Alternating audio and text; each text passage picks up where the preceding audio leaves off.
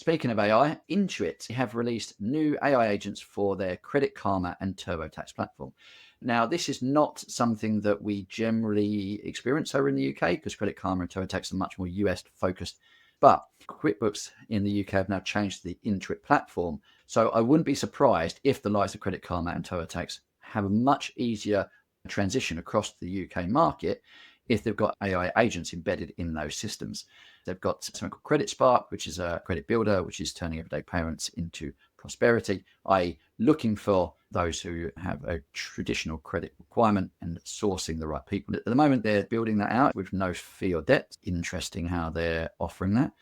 You've got Credit Karma handling credit cards, and then they've got a debt assistant coming in the Credit Karma platform, and they've got something called a refund assistant, which is coming soon, and automated tax filings. TurboTax was the first fully automated end-to-end platform that was able to ingest client information, put forward a risk factor for someone to review, and then you reviewed it and essentially filed the tax return.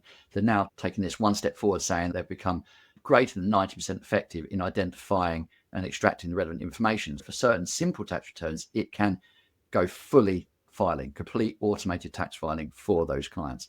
I would expect us to see things coming over to the UK sooner. But as well as all of this and all of their new releases in the AI space, they've also announced a partnership with OpenAI. Now, this is interesting because this was a big announcement from Zero Roadshows over the last few months.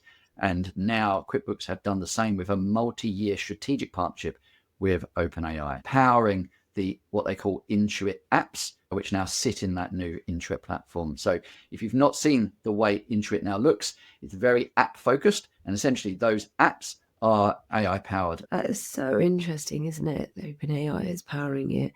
I read recently that most of Andreessen Horowitz's portfolio of AI startups are using DeepSeek instead of OpenAI just because it's 10 times less what you would be paying OpenAI.